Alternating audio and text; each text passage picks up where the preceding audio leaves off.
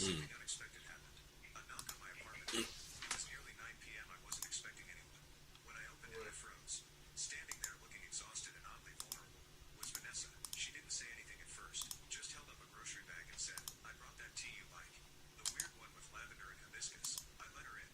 She sat on the couch, looked around and finally said, "The house is falling apart, Dan." I nodded. She nodded. "I'm not here to guilt you. I just need to How long will we stay in this? They're blaming each other now. Corey screamed at Mom yesterday, said he was never meant to grow up in a broken family. She blamed you again. I told her I didn't believe her anymore. That hit harder than I expected. I asked, "So why are you really here?" She shrugged.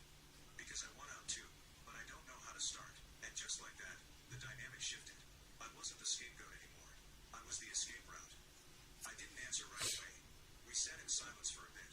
Me in the armchair, her curled up on the couch like she used to when we were kids, and she had nightmares. Except this time, the nightmare was real, and we were both wide awake in it.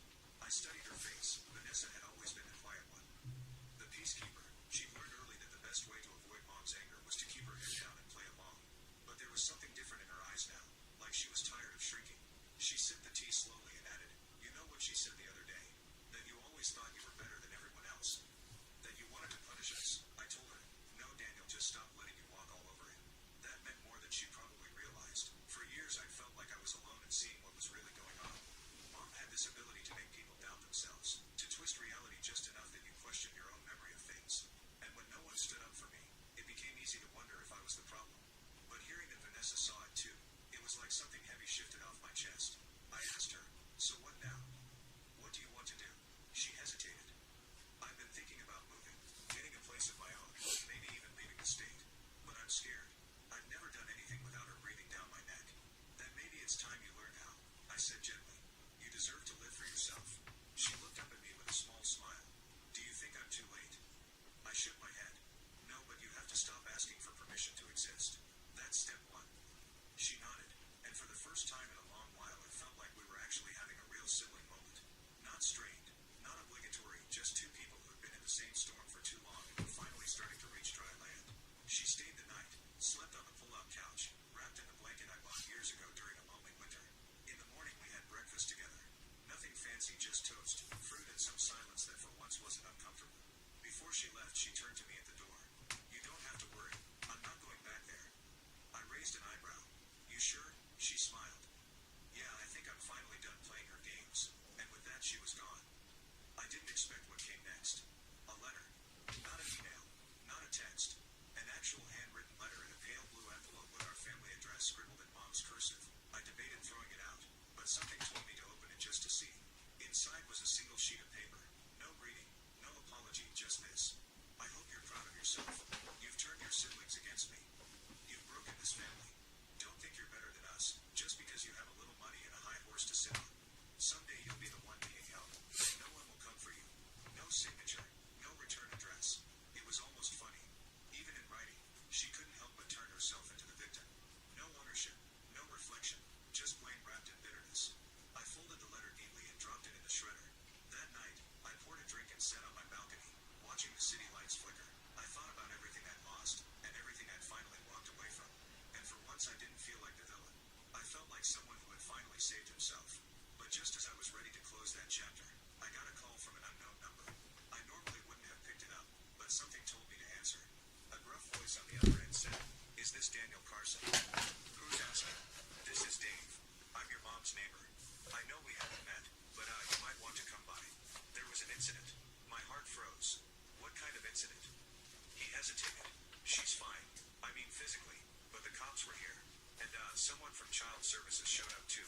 Thought you'd want to GG's, bro. Child Services. Your mom's been letting you and her two kids stay in the house. No utilities, no heat, no clean water. Someone made an anonymous report." I leaned back. Still, Mom had always had a flair for dramatics, but this letting strangers live in squalor in our childhood home. "Thanks for the call," I said numbly. "I'll figure it out." As soon as I hung up, the pieces started clicking together in my head. She wasn't just spiraling. She was dragging others into the pit with her. And if the state got involved, that meant paperwork, records, investigations. I suddenly realized something bigger was at play. Mom wasn't just bitter, she was desperate. And desperate people, they're dangerous. Now you can watch the fourth part. car by pressing share and more. My mom pointed at me during Crazy. Easter Okay, lunch. okay. Yo, I should honestly watch it on here.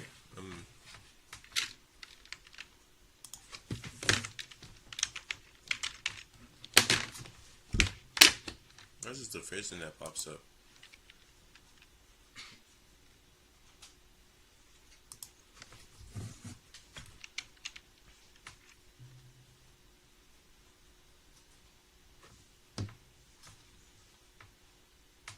At my son's graduation, my parents told me I had to give his college fund to my nephew instead. My husband laughed and said, "That's funny, because we moved the money last month." They started screaming when they saw. I always knew my parents favored my brother over me, but I never thought they'd go this far. My son Alex had just graduated from high school. My husband and I had been saving for his college funds.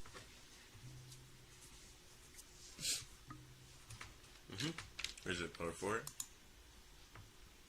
My mom pointed at me during Easter lunch and said, "You're the reason this family's always falling apart," then told me to leave if I couldn't handle the truth. Where is it? About 4. Is this 5? 5 is probably 4. But it just... Final update. After paying off their $180,000 debt, I wasn't invited to Easter. You make us feel poor. Mom texted. I sent my bank statement without a word, then blocked them all. 20 minutes later, my sister... Oh, okay. Let me see it. My mom pointed at me during Easter lunch and said, "You're the reason this family's always falling."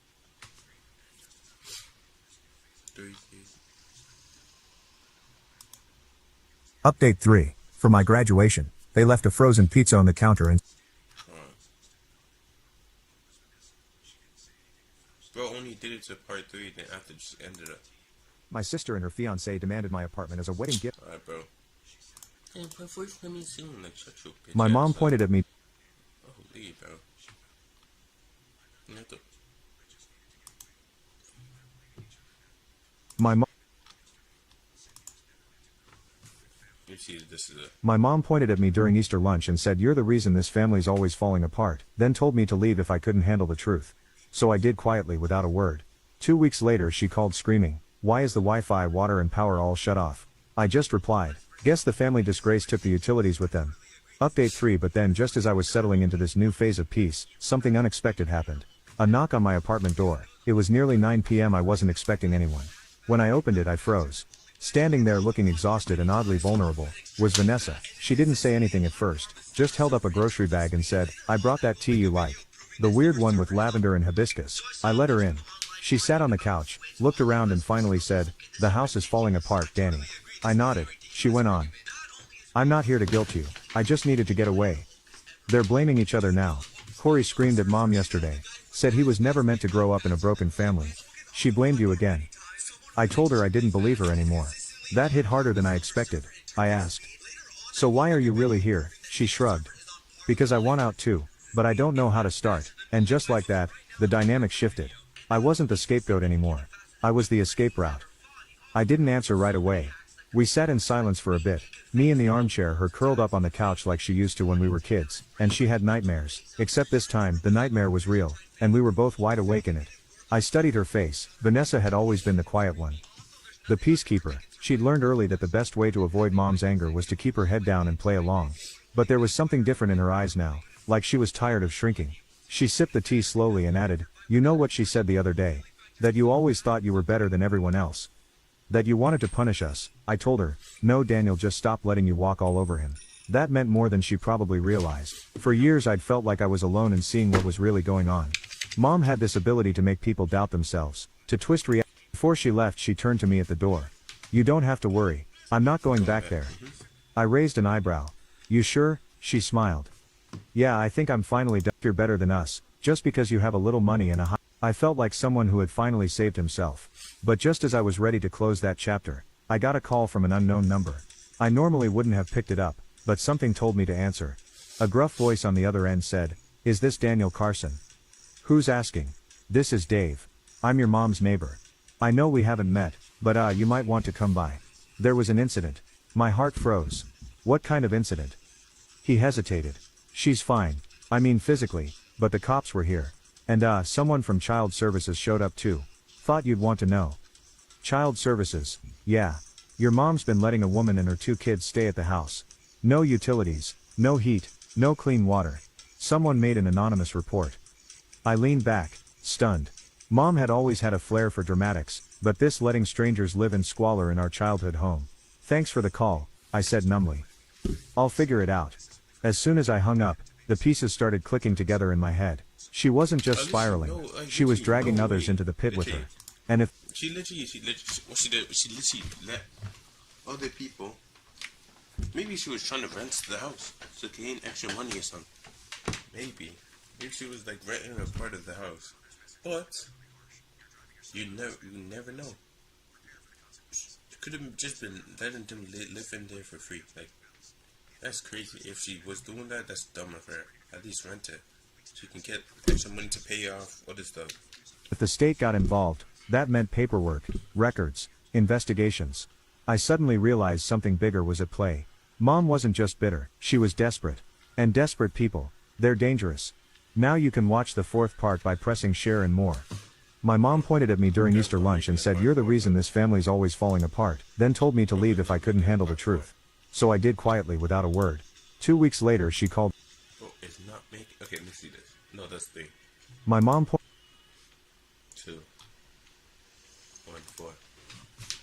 My mom pointed at me during Easter lunch and said, "You're the reason this family's always falling apart," then told me to leave if I couldn't handle the truth. So I did. Quietly, without a word. 2 weeks later, she called screaming. "Why is the Wi-Fi, water and power all shut off?"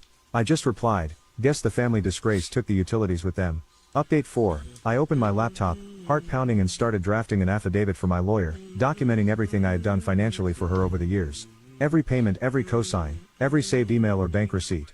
I knew I needed to protect myself because if she decided to go down in flames, she'd try to take someone with her. And I wasn't about to let it be me. I spent the next 2 days gathering everything. Old emails, transfer receipts, utility confirmations, even screenshots of text messages where she thanked me backhandedly for helping with the water again or keeping the lights on like a good son should. I wasn't compiling it just to defend myself anymore. I was building a wall between me and the storm she was about to create, and sure enough the storm came. On Friday morning I got an email from a social worker. Her message was polite, professional, and terrifying. She was conducting an investigation into unsafe living conditions at my mother's residence, and had been informed that I had previously acted in a caretaking or financial support role. She asked if I would be willing to provide context. The old me before Easter would have panicked. I would have dropped everything, called mom, asked what happened, offered to help clean things up, or send money to get her through. But that version of me was gone. I replied to the social worker with a carefully worded summary of events, that I had supported the household financially for years, that I had recently withdrawn that support after repeated emotional mistreatment, and that I had no legal or custodial ties to anyone currently living in that home. I attached a PDF of my compiled documents and thanked her for reaching out. No emotion, no blame, just the facts. An hour later I got a response. "Thank you for your transparency and cooperation. This will be extremely helpful in determining the extent of responsibility. We will follow up if further clarification is needed." That was the end of it, at least legally, but it wasn't the end of mom. Not by a long shot. Later that night there was a knock at my door. Like, are these videos here real? Cause like, there's some people who just be. Wait, this goes longer? Oh shit, it does.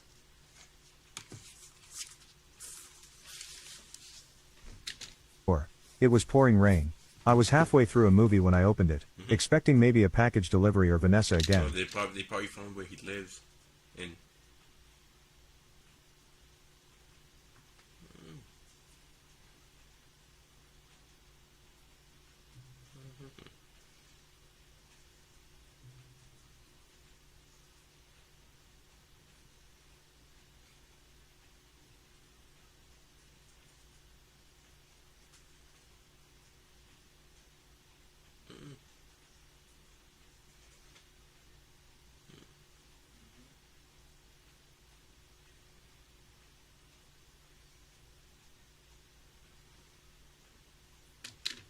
But it was mom. Hair soaked, makeup smeared, eyes wild, and behind her Corey, holding an umbrella like it was the last defense against the world. you know what this reminds me of? Blood of Zeus. That's what this whole shit reminds me of. Basically, something simple. One of the siblings basically took the side of the mother, while the other sibling took the side of the dad. They cause like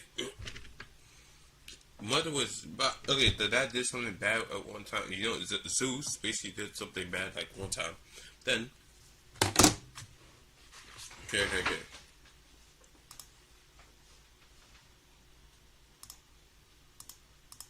This whole thing reminds me of what's it called?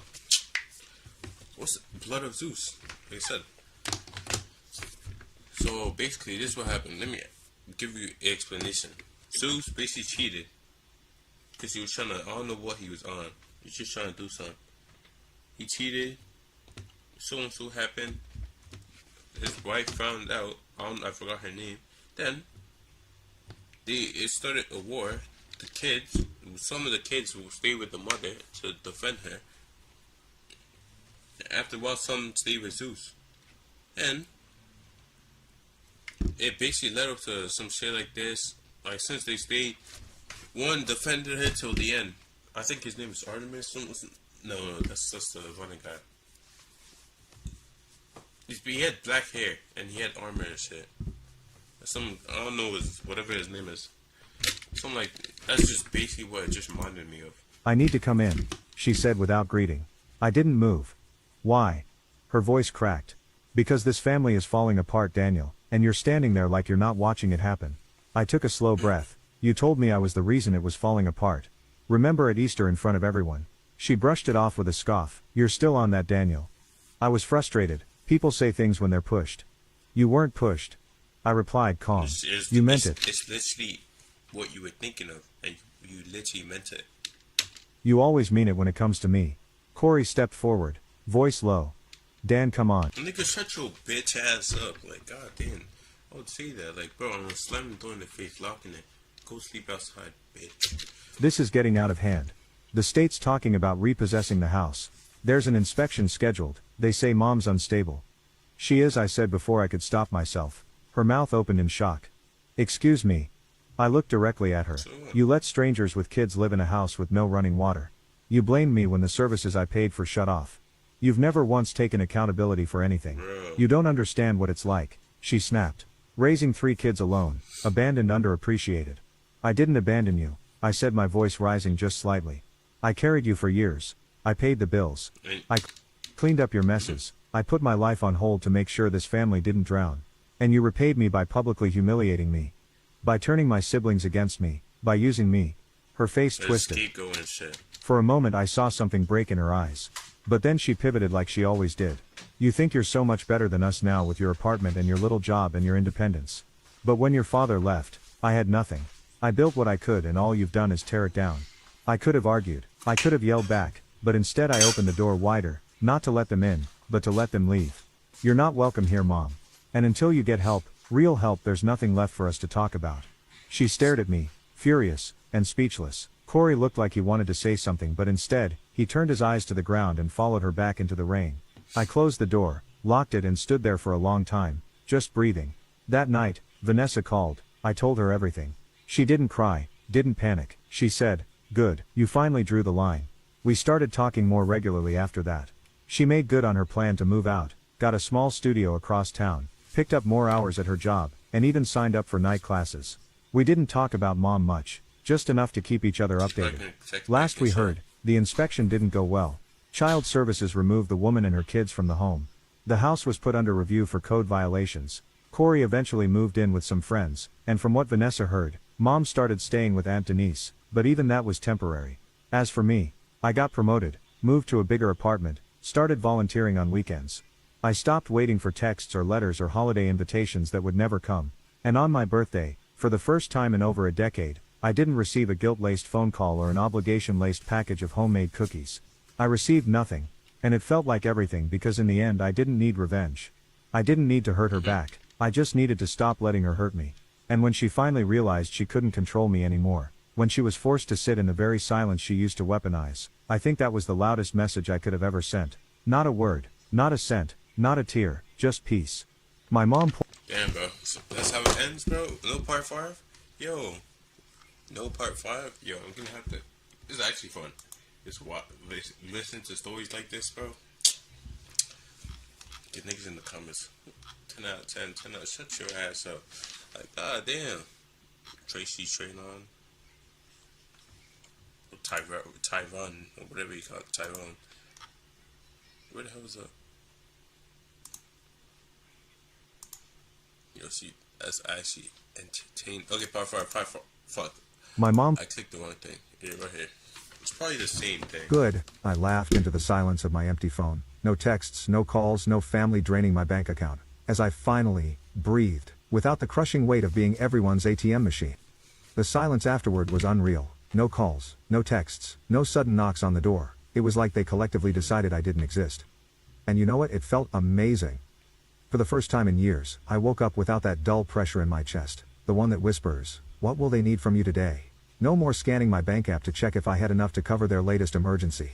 No more fake group chats where they sent each other memes and left my messages unseen. No more guilt-drenched holidays where I bought gifts for everyone and got socks in return. I was free, and the quiet was beautiful. I started sleeping better, eating better, living better. I bought a cheap second-hand guitar and started teaching myself chords. I reconnected with college friends I hadn't seen in years. I signed up for a photography class just because I'd always wanted to, but never had the time or energy or space to exist.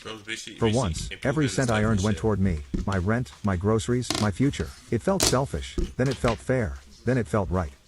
About a week later, Olivia posted a long Instagram story rant, black background, white text, classic passive-aggressive drama dump. Some people will leave you when you need them most, but God sees everything and karma is real. I didn't reply, but I did screenshot it for the laughs. A few days after that dad called, I stared at the screen ringing 5 times, then voicemail. "Hey, your mom's upset. Olivia is talking about selling her car. I don't know why you're doing this, but it's gone too far. We're family, call us." I didn't call. Instead, I emailed Olivia the car lease transfer form. Like this nigga disappeared, and he's talking about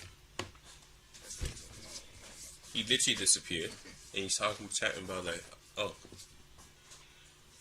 Dad, why are you doing this?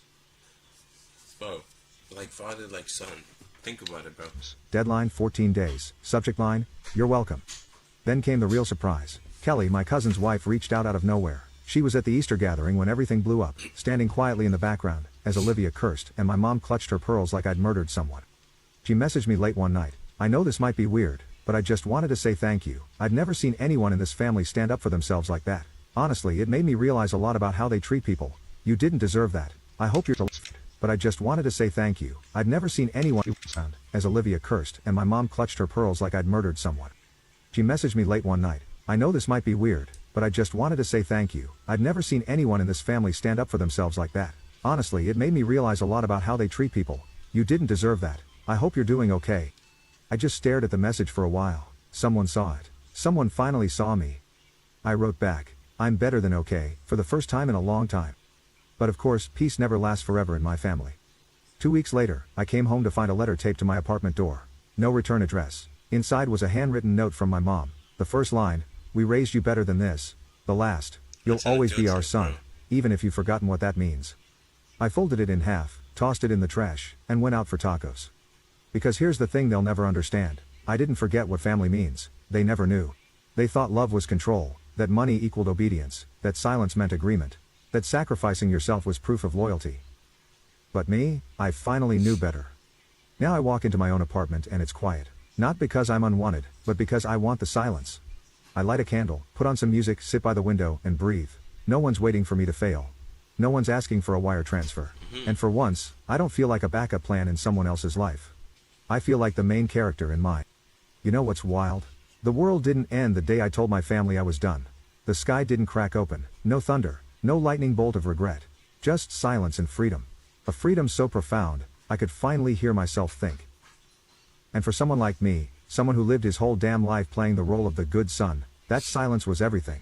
It wasn't empty, it was peaceful. It wasn't lonely, it was quiet. The kind of quiet that makes space for your own voice to come back, because for years, I couldn't even hear mine anymore. I'd wake up and immediately start calculating who I needed to save that day. Mom needed $300 for a temporary gas bill. Olivia's account got frozen, and she had a concert she couldn't miss. Dad's credit card payment was late and would destroy his score if I didn't jump in. Every time I said yes, I shrunk a little. They didn't ask, they expected. They didn't think, they joked. They didn't see me, they used me.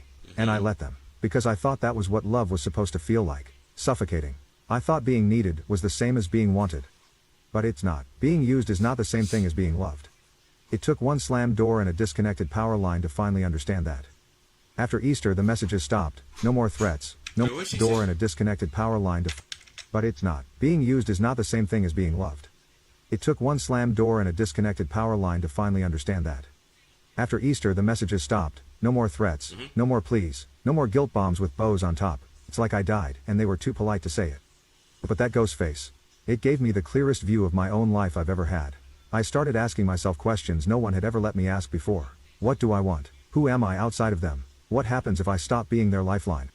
And you know what I found? Breath, space, joy.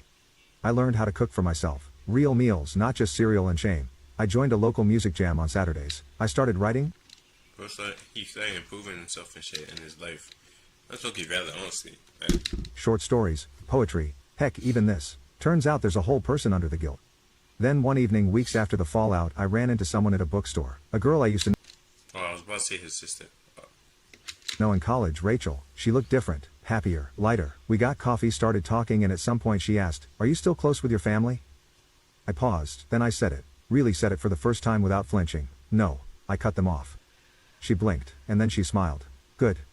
I laughed. I wasn't expecting that. What's Most people just... mean? What do you mean good? But was he like plotting on him or something? stare at me like I confessed to murder. She shrugged. Most people don't know what it's like to be the family doormat. We talked for hours about boundaries, about healing, about finally choosing yourself without Or she did it too. Maybe she was in the same position as him, and he basically, what's the word? She's probably in the same position as him, basically. apologizing for it.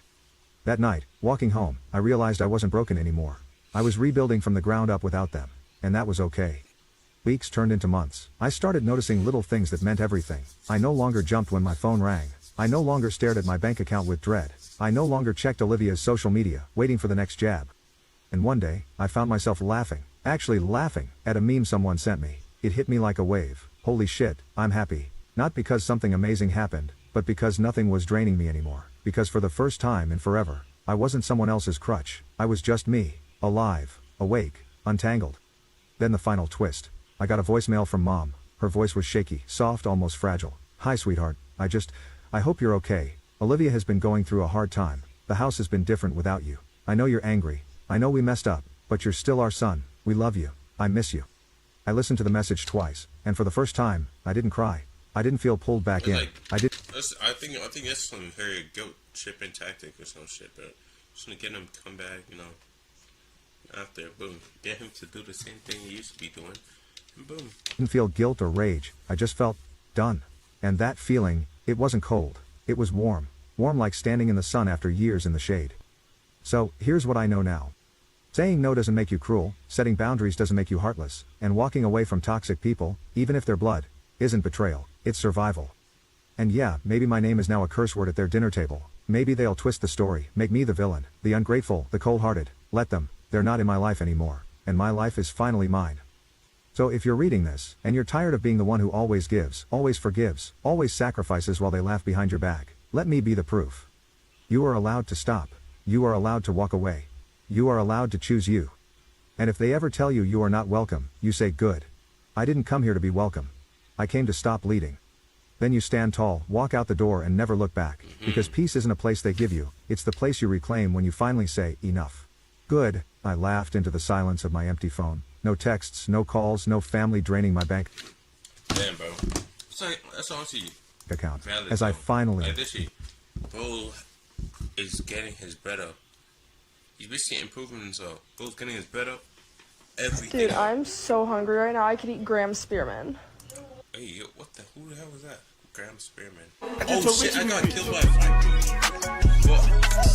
Fried catfish, yams, collard greens, mashed beans, cornbread. These are great cocktails. I just told Richie we rich. Our average food is gonna.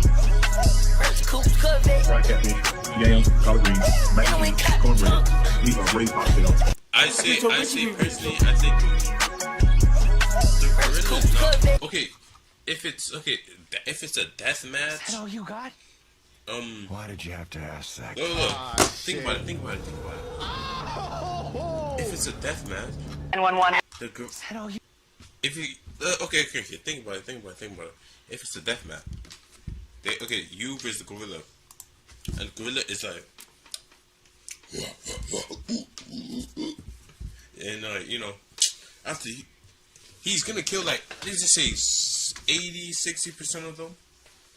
The gorilla is gonna kill 60% of them. Like, bro, it can just grip your hand and your arm is done. But if you think about it, in a way, if it does that or rips your arm out, you can use that as a weapon to maybe the bone. You can use that as a weapon. Think about it. But no, not everyone's gonna has that much willpower and shit. This is not an anime, bro. This is not fucking invincible. Oh shit, So, the gorilla will take out maybe like 80, 60, 80, maybe around that 40. But the gorilla is gonna get tired. And you know what happens when an animal gets tired? Especially animals with fur and shit. Or hair, whatever you call it. They don't have the same amount of sweat. Like, fuck. We sweat. The reason why we have kind of a lot of stamina is we sweat a lot, something like that. I don't fucking know, bro. We don't get exhausted and collapse because like usually when animals like run for several miles and stuff, they don't have the same thing that we do. We sweat, which cools their body down and stuff. They don't have the same thing. So I'm guessing eventually swing, that takes a lot of energy. And the gorilla is eventually going to collapse. Think about it. It's just swing. No one in life has fucking infinite stamina. This is not fucking, what's his name? Saitama. No infinite stamina. He's gonna rip off someone's head, start chewing it.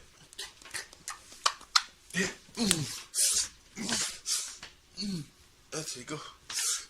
Eventually, those are gonna be weak. After it's just gonna collapse and be tired. So eventually, anyone can easily just try stomping his head out. But their bone is kind of. I heard the bone of a gorilla is like dense. It's like extremely dense. Like it's like thick. So that was gonna be hard though. But I don't think they could kill it. But the odds are kind of low. But humans are smart though. Like, they could kill it, but like it just depends. If maybe like they go one by one, yeah, they all die. They all dying, literally. There's no chance. They're all dying. If they're going like, all out, going against the gorilla. Yo, okay. I don't think the gorilla. It could die. Just fucking go for its eyes and shit. That's like a weak one. Go for his eyes. Don't put your head in his mouth unless you want your shit ripped out or ripped. Yeah. Let's see what I was gonna say. What you got? Why did you have to ask that, kid? Ah, shit. Boom. 911, help, I'm dying. What's the problem, sir? I shot myself in the face with a nail gun. And how did you do that? Well, I was just cooking dinner and the nail gun went off and hit me in the face. Okay, sir, this... Where the fuck did the nail gun come from? Oh, why the hell you have a nail gun? Wow. No comment. Oh, Caro. Oh. What the hell? Oh, man, you wasted it. That's actually impressive, though. Nick, cut that in. All right, then, tough guy. There's a parking lot nearby. We'll do it there. I've seen your kind before. He knew. He's looking to take on a professional hero. If it's liquid courage giving you brass balls, better step off now. This dude is so drunk. Quiet down. I'm not drunk, but you're... Oh! Dude, he was gonna kill him. Bastard. Not too sharp, are you? Some hero hunter. How'd a He tank-top knew. master lose to a jerk-off like you?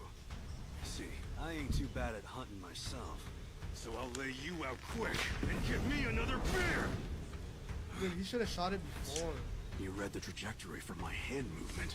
In that case, try this on for size. No way. Ooh. Oh, A fuck. trick shot. You're lucky nothing vital got hit.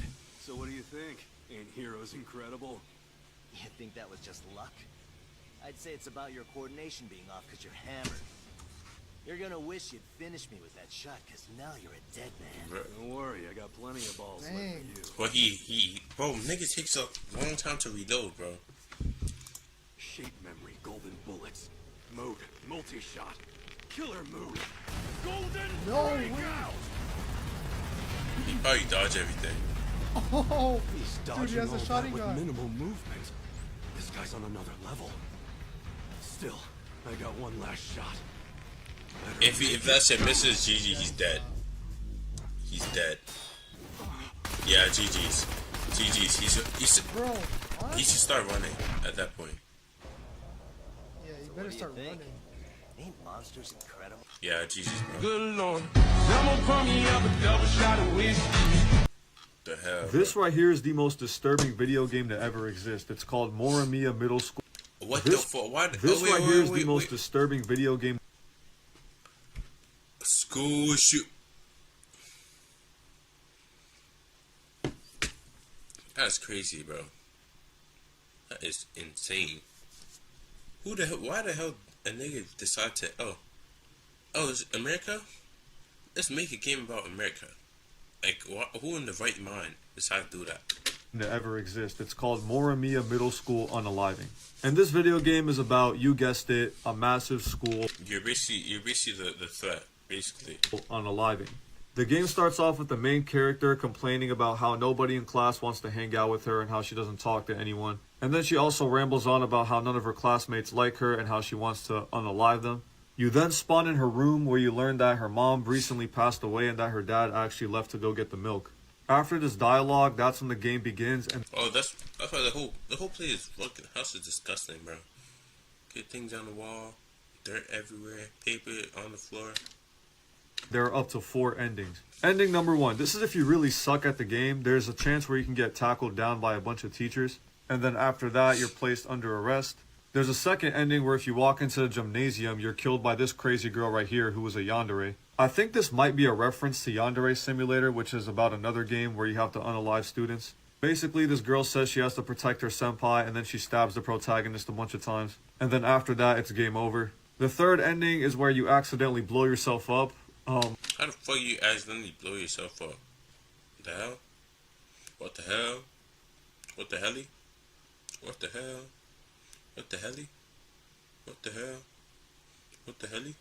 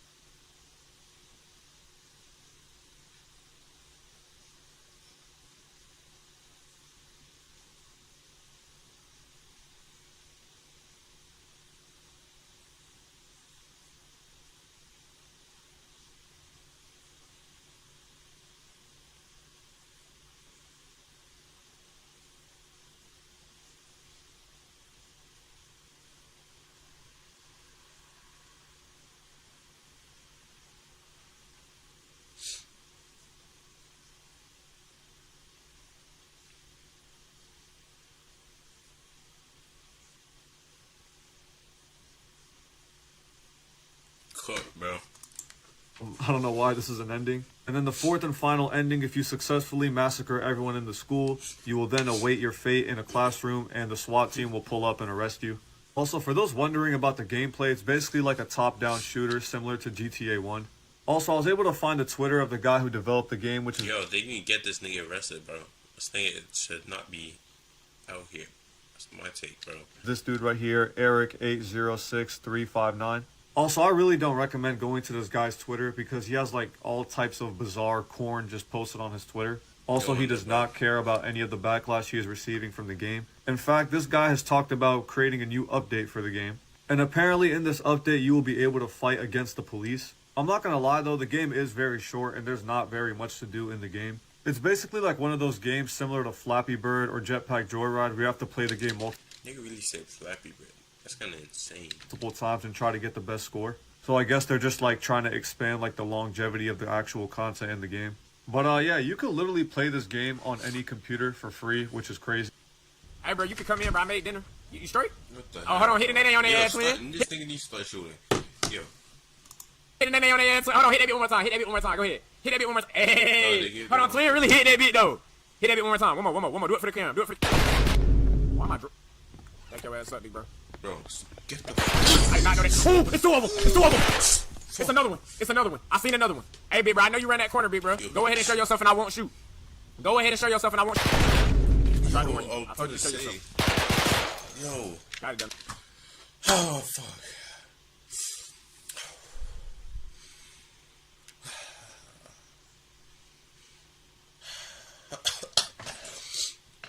Oh, they were more than, they were literally more than like fucking, I swear that was more than 6 people. That was more than 6 people. Also, if you hear the new, there's a new show, Thunderbolts. I think it's called Thunderbolts. And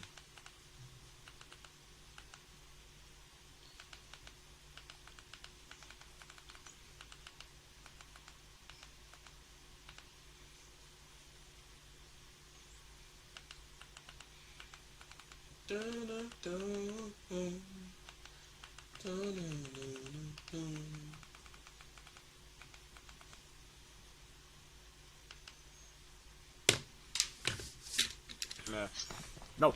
Wait, I'm out of ammo. Bro, I have no ammo. I don't have ammo, bro. Chill, bro. Hold on.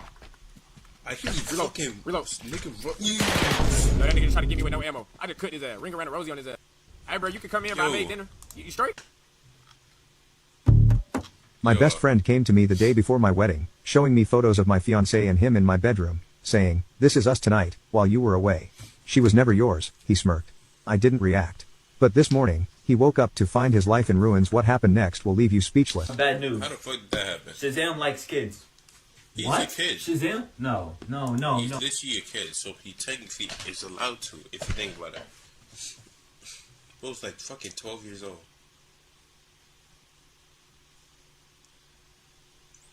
Like, literally, he likes kids. But it's gonna be weird though. Nigga is like fucking 13.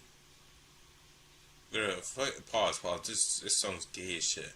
But a body of a fucking, I don't know, 30-year-old. Oh wait, yeah, no. I know it's hard to believe, but I just caught him with a girl that couldn't have been over the age of 14, and he was like, "Don't worry, I could fly around for years and I wouldn't find a girlfriend better than you." Then they went in his apartment alone. Well, then we need to handle this right now. Don't worry, I already handled it. Wait, what do you mean you handled it? The only cupcakes he'll be eating are the ones the nurses give to him. Superman. Shazam's a 15-year-old boy named Billy Batson that transforms into an adult body using magic. 15-year-old boy using magic. Don't you think I should have known that? What, you wanted me to give up a secret identity like that? And what about you? Can't you read minds? Why didn't you tell me? I ain't no snitch. Superman. Where's Billy? He's probably about to meet God. Why would you let a 10-year-old join the Justice League? Okay, what about Wonder Woman? Believe it or not, when we met her, she was actually a 13-year-old girl that was cursed with a woman's body by Ares. Whoa, Wonder Woman not going nowhere. I don't care. Exactly. I lied, but you get my point. Batman's right. It's not about the age. Shazam showed true heart. Bad news. My dad noticed the worker put grease on the bar. He said that's definitely why people struggle to win. He brought his own towel with him so he could clean it. He was feeling very confident that he would win. There were over 100 people watching him play. He only needs to hold on for 1 minute. The worker was worried because he was so tall. Everyone in the crowd was cheering so loud for him. My dad felt the grease on the towel touch his hands. But he told us he'd be okay. Then this happened.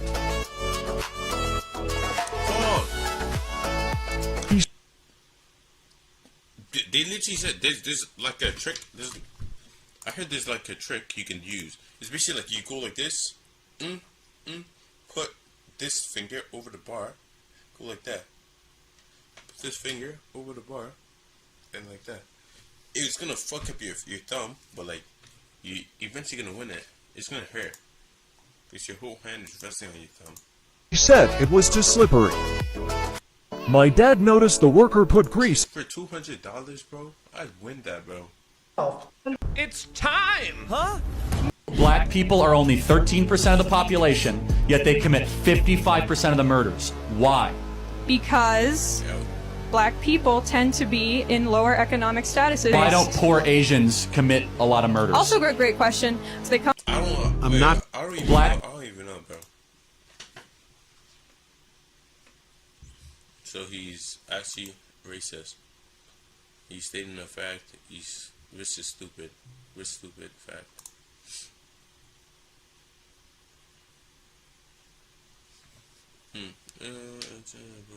Alright.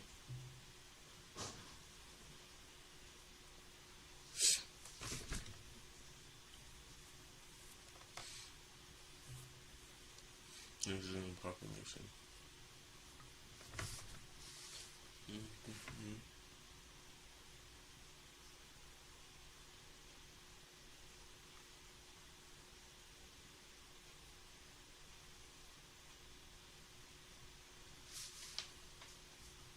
There's New Zealand population being. Do you even put what his name from? Do you even want to know? Systemic racism, black people are more targeted in the north from. I'm not gonna hit you. You never hit me before, okay? It scared me. It wasn't too much. I could take the pain. I'm strong. I know you are. No, you don't! I know you think I can't do this. Hit me and let me prove you wrong. Please, Dad. Please, just hit me. Oh, son. I'm strong enough, and I can do this. It's fucking transition to when he's going swinging on him and shit. That's what he. It's all I ever wanted for Only man, that's Loki W character, bro. as long as I can remember. Prom dresses by day, indestructible super suits by night. I'm Art Rosenbaum, kid. Pleasure to finally meet you. I've heard so much about you. Listen, your dad being who he is, I'm willing to put a lot of elbow grease into this one. How the hell doesn't the suit basically burn when he's actually a dead man? Did it? No. Other than it burn when Omni-Man like flies from space down back to Earth and shit.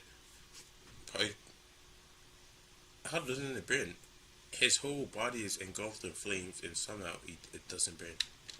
But I'm gonna need a little help from you. Have you decided on a name yet? I haven't really thought about it. Well, having a name helps.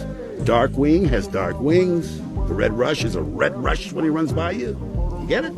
You give me something to go on, I'll strive for iconic. Think about it and get back to me.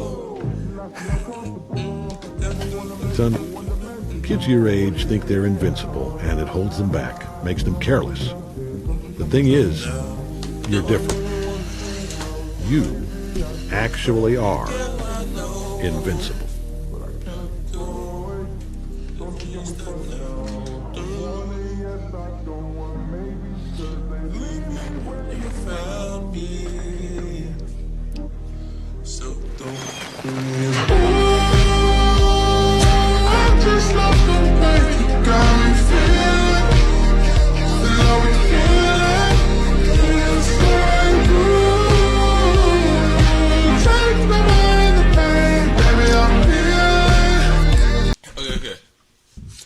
He was like such a good dad and a hero. Remember when he saved those people from the train?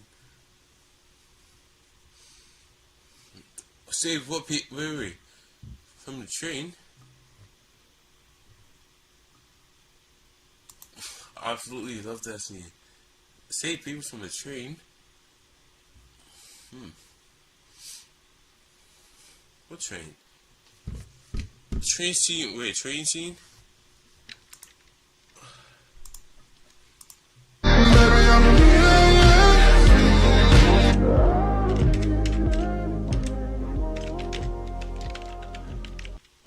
I'm not gonna hit you. You never hit me before, okay? It scared me. Train scene? I swear didn't he like kill everyone? Ain't save people.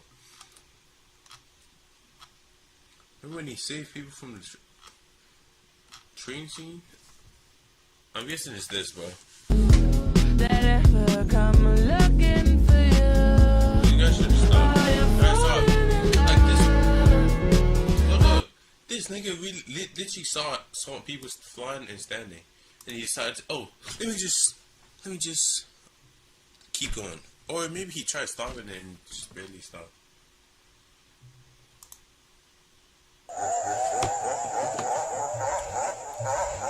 Maybe this time you'll learn.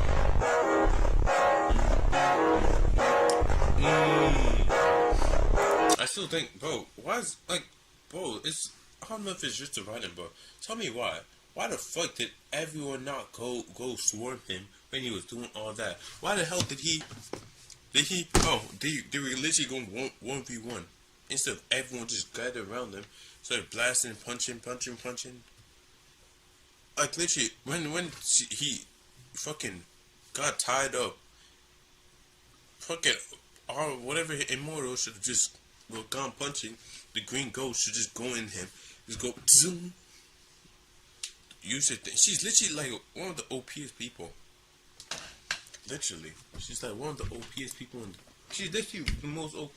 She can't even get touched. After Thrag rips Oliver's arm off in front of everyone. Trump was a great president. Don't get mad at me! Oh!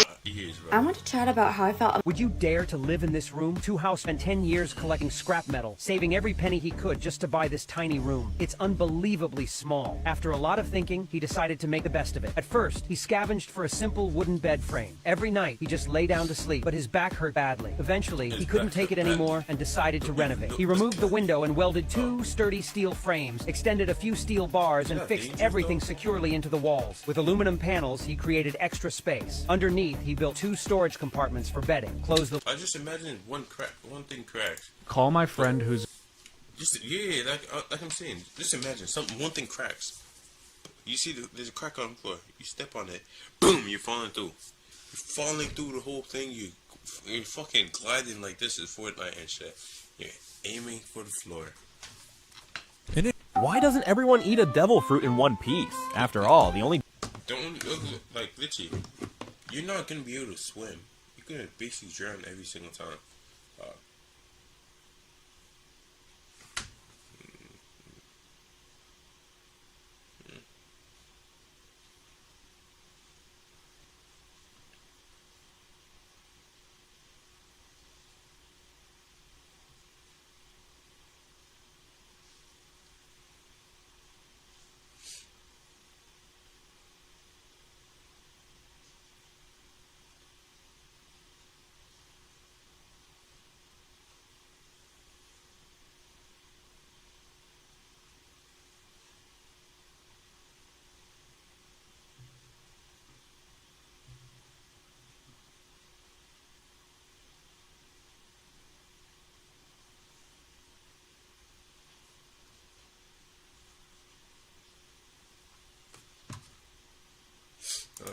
The only downside is losing the ability to swim, right? Well, not exactly. 1. Devil fruits are rare and expensive. These things are basically gold bars. Even basic ones sell for 100 million berries, while some, like the Ope Ope no Mi, are worth billions. No wonder Buggy wanted to sell his instead of eating it. 2. Eating one is a gamble. Unless you're a genius like Blackbeard, you have no idea what ability you're getting. Dreaming of fire powers? Congrats, you just turned into a human jacket. Worth it? Probably not. 3. Not everyone needs one. Shanks, Mihawk, and Garp prove you don't need a devil fruit to be a beast.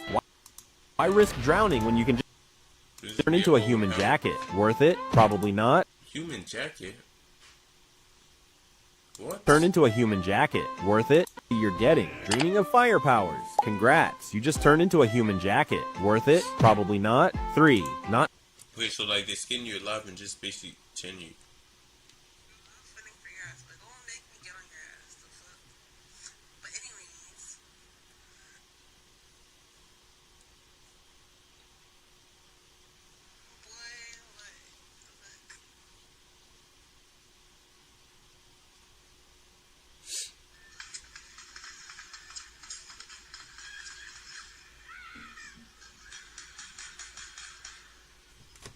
Okay.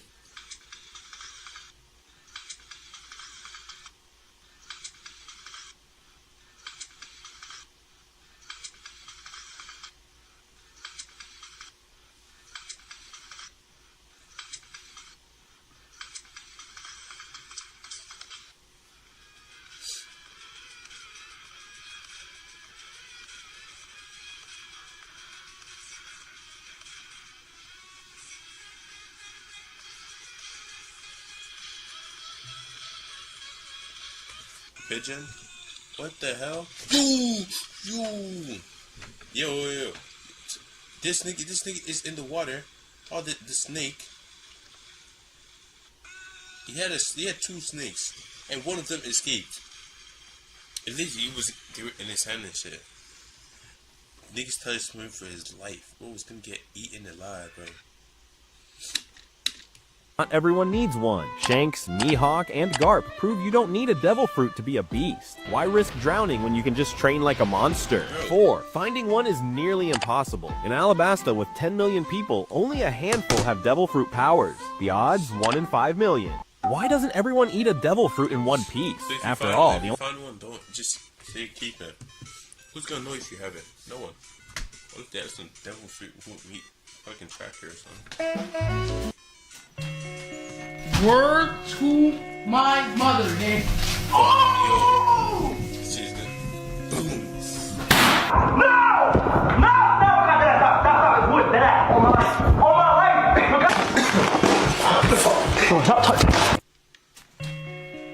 Word to my mother, nigga. Oh! No! This shit is it's fucking Warzone. Niggas playing Warzone in real life, bro. I'm fucking blowing up shit.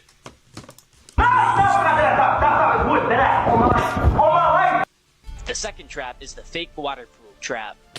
But I'm gonna be honest, this trap fucking blows. It's so obvious that this is like lapis and not real water. But what if it was real water? This is definitely real water, right? Well, let's see what happens when I jump in.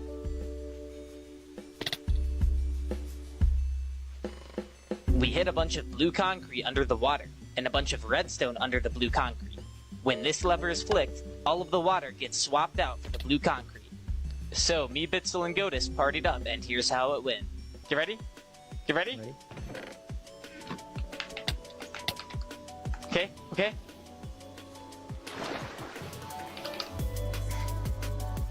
No! Jump off! Unfortunately, he didn't take the bait. He ended up going down the skybase, and oh my fucking god.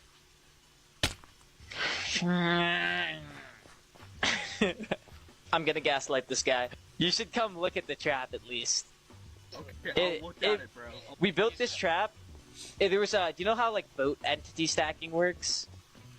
Watch this top tier lie. So if you put like 30 boats in a place, like you just get hit off.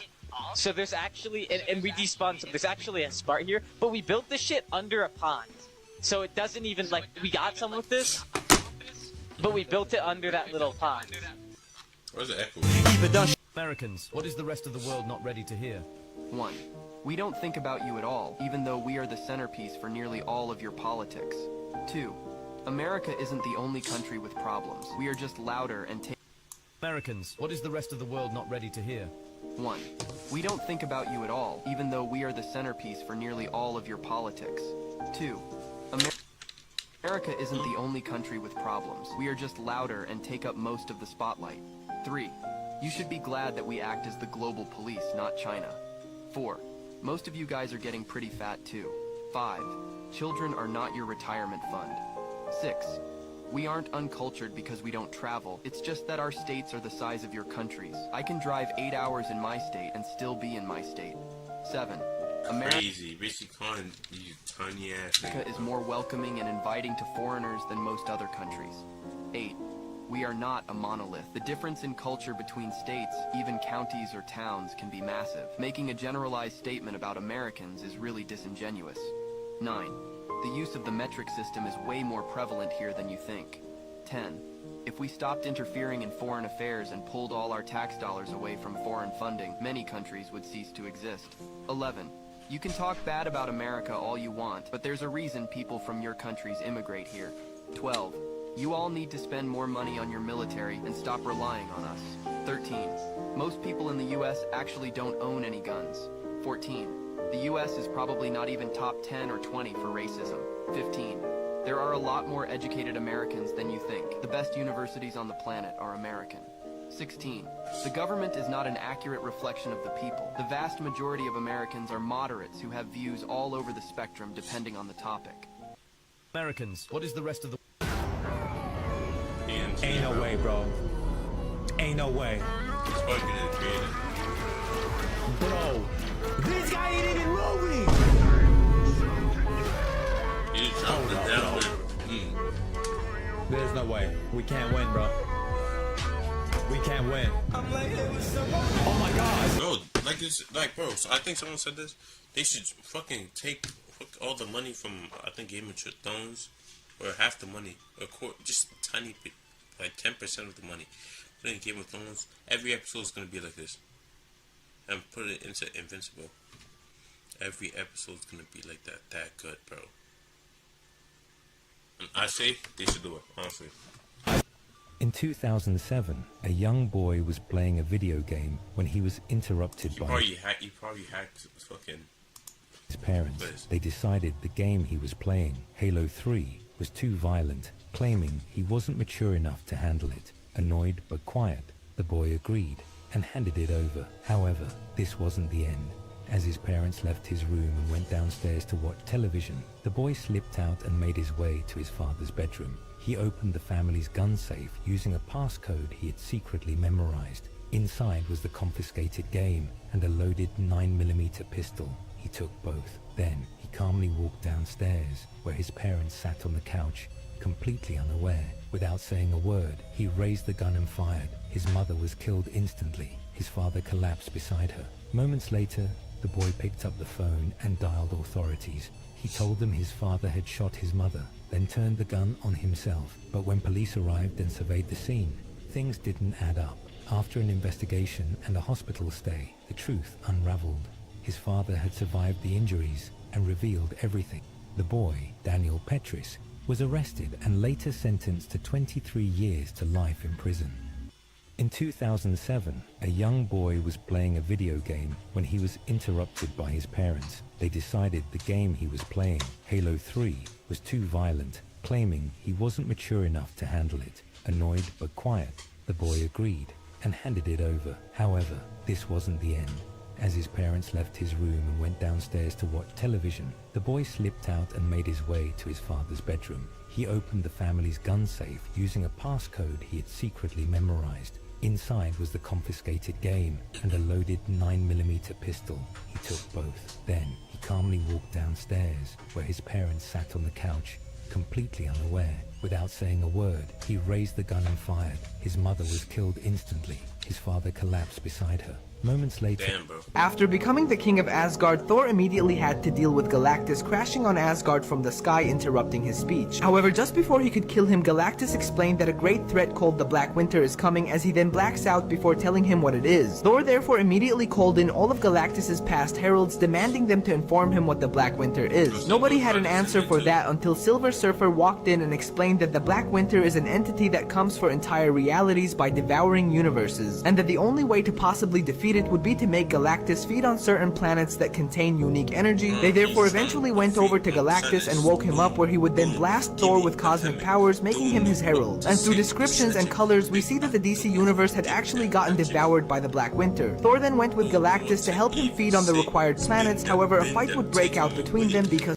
After becoming the king of Asgard, Thor immediately had to deal with Galactus crashing on Asgard from the sky, interrupting his speech. However, just before he could kill him, Galactus explained that a great threat called the Black Winter is coming, as he then blacks out before telling him what it is. Thor therefore immediately called in all of Galactus's past heralds, demanding them to inform him what the Black Winter is. Nobody had an answer for that until Silver Surfer walked in and explained that the Black Winter is an entity that comes for entire realities by devouring universes, and that the only way to possibly defeat it would be to make Galactus feed on certain planets that contain unique energy. They therefore eventually went over to Galactus and woke him up, where he would then blast Thor with cosmic powers, making him his herald. And through descriptions and colors, we see that the DC universe had actually gotten devoured by the Black Winter. Thor then went with Galactus to help him feed on the required planets. However,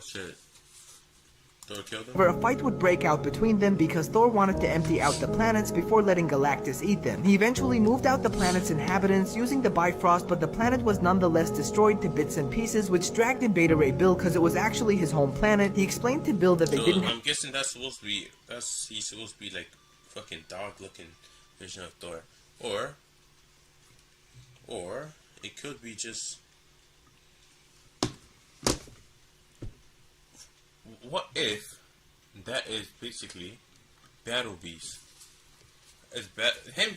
Okay, so someone like that battle should honestly do him versus Battle Beast. Who's winning? He's probably has lightning powers like Thor too. So therapy has always played a huge role in my life. And I've noticed that when I'm actively going, I tend to have more good days than bad. Even when I've been at Oh my god, how many miles do I got? God damn! Bitch! Oh my god, how many miles do I got? God damn! Bitch! 40K per month. Oh my god, how many miles do I got? God damn! Bitch! Just toss this whale-ass ocean wine in here and age it up a few centuries. So time moves faster in there? Looks like you could use a hand. Hoovy, dinner's ready. Be right there, Sugarhoof. Just helping this young man through a portal with that crate full of alcohol that's been here for decades. Hova? Why did you leave us, Father? Japheth? When were you born? From the magic door. I've been waiting for you. Oh, wow. Hoovy, right? Never say his name! Oh, this thing is actually jacked as fuck. Okay, screw this! You! Yeah, you, Hoovy! Oh, Father? It's him! What was gonna get cause of war? Told you he'd come back. Holy sh**. Okay, look, he wasn't old like 10 seconds ago. Ow, motherfucker! He'll come back. Stop him! Stop him! It's gonna cause a whole war, bro.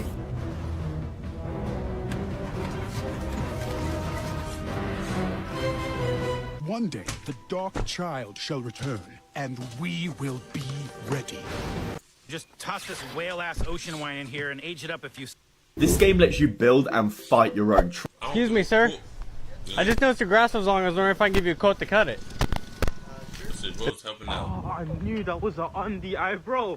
Man, you're getting wrapped by an undie, bro. Man, you're getting wrapped by an undie. Oh, I hope my friend get. Oh my days, my boy had a shank. Bro, don't worry, bro. Man got your thing, bro. Yo, I took my boy shank, bro. Man said undies are getting too smart. That's a good thing, bro. Aye. What just happened? I can't leave my boy. Oh my days. Like you, man, that looks like an undie, bro. Why is she just standing there? That's definitely an undie, bro. I'm cutting though. Yeah. Alright, cool. I'm gonna see you tomorrow, bro. I'm gonna see you soon as well. Can't like you, man. I took off my belly. I'm cussing. Why the fuck did he post a video, bro? They're gonna what? If they see this, he's cooked. This nigga is cooked. Why the fuck he post a video? Hey, babe. What? You're watching Netflix again? I canceled that. Yeah, man. What's good, son? How you been living, bro? I haven't seen you in a minute. Bro, ain't you died like 2 weeks ago, cuz? Nah, I ain't died. Look, when they told me to come outside and shit, I went to go they really just took me to the shore and said it was cool people, you feel me? But can I come in? Shit, I left my game upstairs. Oh, no, bro. It was like 2 weeks ago, and they saying vampires coming knocking on people's doors, cuz, Yo, I've been hearing that, cuz. That's what I'm saying. Y'all let me in, bro, cuz those Jones really trying to come in. I can't even push you out the way and shit. Like, I wish I could, but like, bro, it's dangerous as hell out here, bro. I left my game upstairs, bro.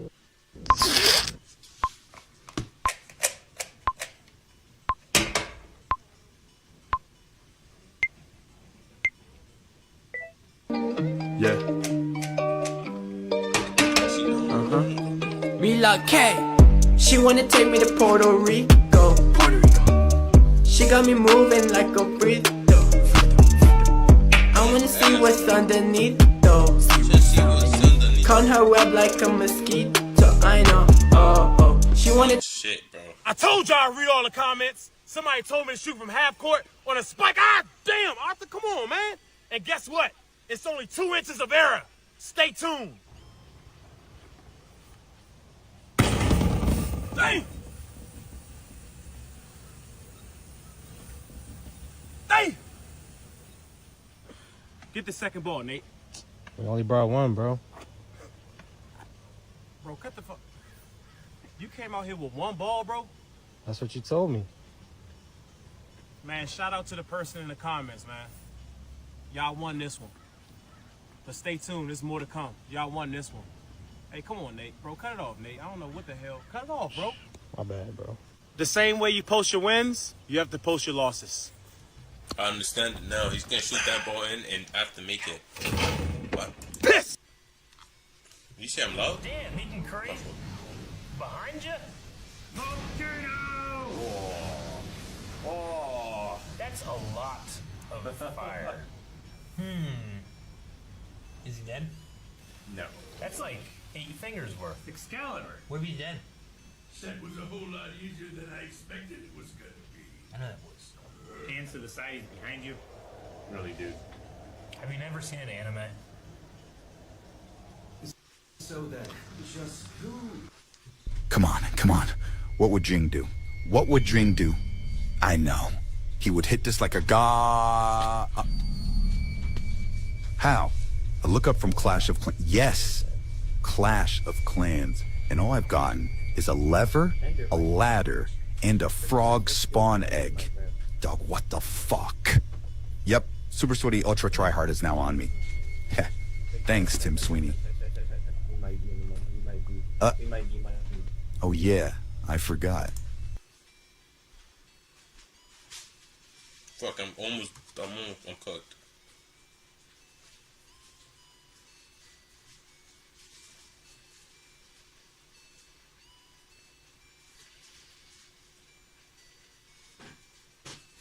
Fuck, I'm cooked. Oh shit. What in God? If you're shopping at What in God's name do you gotta be putting in the food What the fuck is that? for it to eat through aluminum? Niggas serving dog food, bro. Guys, I told the Christians they were running out of arguments, but I didn't expect them to get worse. Well, that cancer exists was only told to you. You never saw cancer, just like God, but you still know that cancer is real. Repent. So, I'm not sure how to break this to you, but cancer has been proven to exist. It has been studied.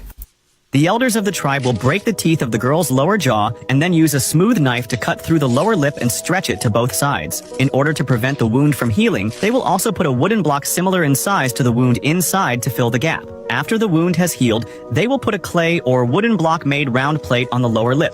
Then, as the age increases, they will gradually change to a larger plate. The larger the girl's plate, the more beautiful it is. Although the plate can be taken at any time, but because the lower lip part of the teeth was broken, it is easy to leak when they drink water, and it is also very inconvenient to eat. There is a view that this custom was originally to protect the women of the tribe from the invasion of foreign tribes. The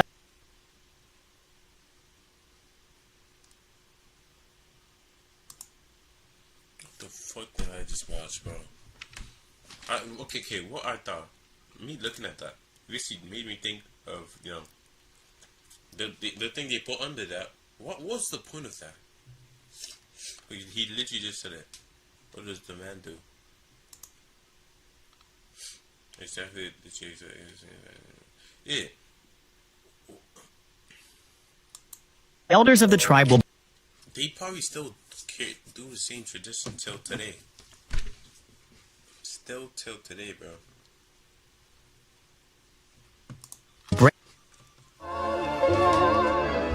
I might. Yo, you're actually mid, bro. I can't lie. Let me join. Let me join. You want to hear a scary animal story? Yes. In 2006 in Sierra Leone, Africa, there's a chimp. Some like they probably ripped off someone's face. That's probably what happened.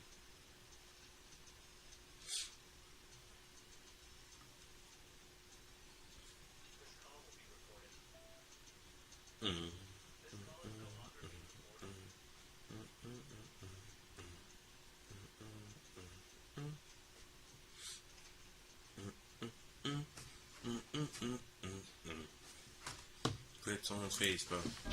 And it was 3 Americans, 2 Africans. Little did they know, the 31 chimps that were in this sanctuary had escaped because they're very abusive to these chimps. So these abused chimps escaped, 31 of them. And when they're going down, all of a sudden this ginormous chimp named Bruno, which was the alpha male, came into the middle of the road. He's 6 feet tall and weighs 270 pounds, which is double the amount of a normal chimpanzee. That's Brock Lesnar. Huge. They stopped, and then the chimp Bruno starts running towards this car, jumps and like is banging on the car, rips the side mirror off, punches in the back window, grabs one of the African man's hands. Gates to the sanctuary were closed, and so the driver, who was African, tried to ram the gate to get through. Nothing happened except it disabled the car. There was one American in there whose name was Gary. He was knocked unconscious when they hit. The African driver got out, took off into the woods, and then the 2 other Americans got out too. Bruno gets Melvin, bites his foot off, and then Gary grabs a big stick and starts like jabs him in the throat, and then Bruno stumbles back and then takes off into the woods. You want to hear a scary animal story? Yes. Takes up to the woods and goes after the other people, but his legs already bit off. So fuck. My function, this story is a bit altered by the people here. Bro, I'm trying to hear the full story, bro. Chimp Sierra Leone.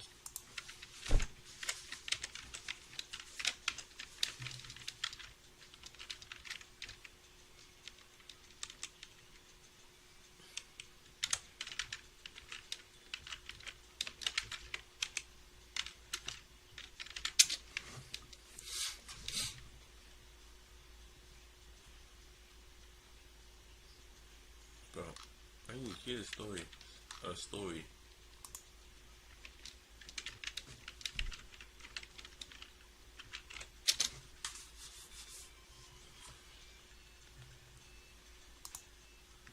Cause like I feel like people either don't understand or they underestimate just what these things are capable of.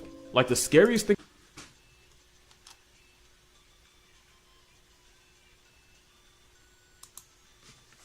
On February 16, 2009, 70-year-old Sandra Harold was at home in Stamford, Connecticut with her 14-year-old son, Travis, and Travis was throwing a fit. Now, as most of you will already know, Sandra could not just ask Travis what was wrong or reason with him because Travis was not a human being. He was an enormous chimpanzee. He had been purchased by Sandra and her husband, who had recently died, 14 years ago when Travis was just a few days old for $50,000. And then Travis was raised in the Harold household basically as a human being.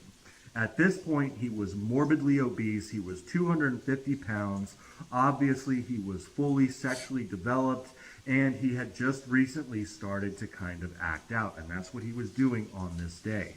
Now, there's no human in the world that could physically restrain a chimpanzee, let alone one this size. So really, Sandra's only option was to try and find something to make him happy, try and appease him. So that's what she was doing. She had found some of his favorite food. She gave him fish and chips. And then when that didn't work, she gave him a big piece of ice cream cake. But he ate that, and that still didn't work. So eventually she found some of his favorite tea, and then she crushed up some Xanax and gave him that in the tea. And he drank it, but it did not calm him down.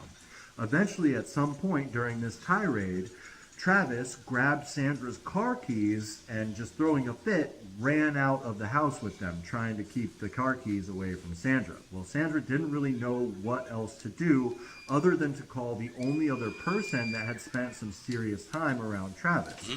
That was one of her employees, a 55-year-old woman named Charla Nash. Now, Charla did not particularly like Travis. In fact, she was kind of afraid of him.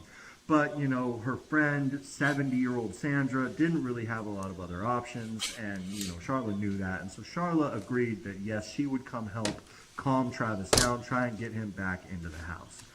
So Charla got... Wait. I'm thinking. Because chimps usually rip the face of the people. Guessing what it's gonna lead up to is her just going... putting sand through, like, ooh, boom, ripping the shit. Yeah, first probably gonna be some crazy shit. Yo. Got in her car, she drove over to Sandra's house, and when she got there, she reached over and grabbed one of Travis's favorite toys that she had in her car. It was a Tickle Me Elmo. When she got out of her car and Travis, who was out in the yard, saw Charla with that Tickle Me Elmo, his Tickle Me Elmo, he went absolutely crazy. He charged Charla, he tackled her to the ground, and in no particular order began to tear her apart. He grabbed big pieces of her scalp and one by one tore these giant pieces of scalp until basically her whole scalp was gone. At the same time, he's biting her face. He either bit or ripped off her nose, her eyebrows. He peeled off her eyelids, he bit off her lips, her cheeks, he ripped off her jaw. Eventually he reached into her eye sockets after he had broken her orbital bones and pulled out her eyes. He ripped off her entire left hand. Her right hand, he ripped off almost all of it, leaving only her thumb. So all the fingers and most of the palm he ripped off. Now, while all this is going on, Sandra, 70-year-old Sandra, the owner, did not stand by just idly. She had raised Travis from a baby and treated him like her real human son, but watching him kill a human being, even though it broke her heart, she tried to go out and stop Travis. She ran out there with a shovel and began to beat Travis with it. This did nothing. So eventually she went and grabbed a kitchen knife, and then she ran up behind Travis and stabbed him in the back with that kitchen. Why the fuck you stabbed him in the back? Instead of going like, grabbing and jumping on top of him? Just going ham. I literally chimpanzee ripping your friend's face, ripped her nose off. Ooh. Oh. Like, bro, just jump on, bro, hold it tight, just give it jabs like it's Assassin's Creed and shit.